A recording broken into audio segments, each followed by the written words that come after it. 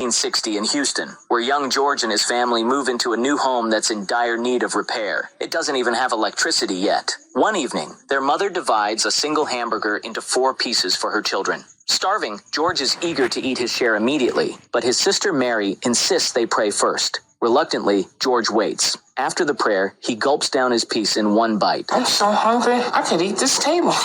Noticing her brother's lingering hunger, Mary kindly offers him half of her portion, always seeing the best in him. That night, their mother sternly tells George that he cannot afford to be held back another year in school. It would be too hard to catch up. She pleads with him to avoid fights at school. The following day at school, George is met with stares due to his appearance. In class, he attempts to answer a question, but the teacher dismisses him because of his dirty clothes, choosing instead to call on a student with shiny shoes. Jason, take us away. During lunch, George sits alone, devoid of food, while his classmates eat. One of them taunts him for not being able to afford even a piece of bread and begins to treat him like a dog. How about this nasty skin?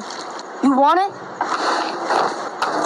Go get it. Enraged, George punches the boy in the face. As the teacher arrives, he runs away. Anger was my answer to everything, and I couldn't stop myself from fighting.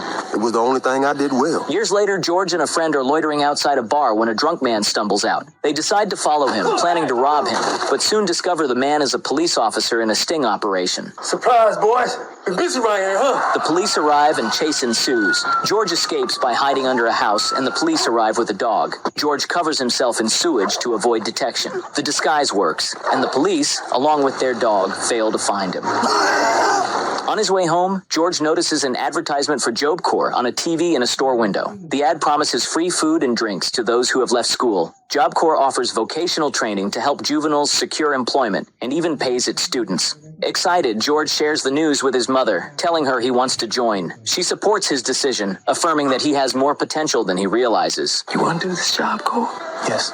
Then do it right, George. Don't come running back home because you're missing me. Finish what you started this time. A few days later, George arrives at the Job Corps in California. At the entrance, a guard outlines the rules for him. Inside, he immediately clashes with another guy, Desmond, over a bed. It's just a bed, man. In his duffel bag, George finds a new pair of Converse sneakers and a note from his mother. Desmond watches him with envy. George struggles during his electrical class, drawing laughter from other students. He responds with a tough look, clearly used to resolving issues with his strength. The next day, Desmond is listening to music while George tries to study. Frustrated, George unplugs the record player. There's something against music? Maybe I do. Jeez, you always this pissed off? When I'm trying to study. Desmond, sipping from his hip flask, offers George a drink, which he declines. However, during their conversation, they begin to bond. George's mood lifts when Desmond invites him to the chow hall. Now you're talking. Eager to wear the new Converse from his mom, George is disappointed to find them missing. At the chow hall, Desmond advises him to report the theft after they eat.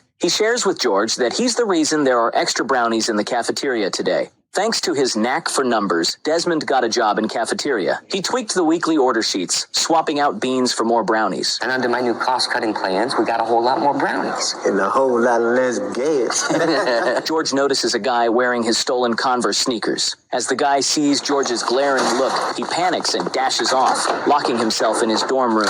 Undeterred, George breaks down the door and nearly throws the thief out the window. Just then, Doc, hearing the commotion, intervenes and breaks up the fight. Outside, George tries to justify his actions, explaining that his mother had worked hard to buy those shoes that were stolen. Get in the car. In the car, Doc presents George with 2 choices. He can either send him to jail or send him home. In the time you've been here, you pushed out 3 corpsmen and 1 innocent door. You disrespected me. A door too? Offering money for a bus ticket, Doc is prepared to expel him from the program. George pleads with Doc not to kick him out. I can't go home, Mr. Bonus. This place is all I have. Please. And feeling sympathetic, Doc decides to give him another chance. He asks if George ever boxed. Just street fights. Talking about boxing, not fighting. It's a sport with rules. Doc, who turns out to be a boxing coach, notices George's strength and suggests he join the boxing club. You big enough and ugly enough. You want to learn it? George eagerly accepts. The next day at the gym, Doc introduces George to his sparring partner. George reacts poorly to his opponent's jokes, showing aggression, but Doc reminds him that they're not here to kill each other. George enters the ring. Meanwhile, being good with numbers, Desmond offers spectators to make their bets. When the sparring begins, George tries to hit hard, but his lack of technique makes him an easy target. Be still! And he is quickly knocked down, drawing laughter from the onlookers. Humiliated, George storms out and punches a heavy bag so hard that it falls, silencing everyone instantly. In the locker room, Doc calms George down, explaining that 6 months earlier, his opponent was as inexperienced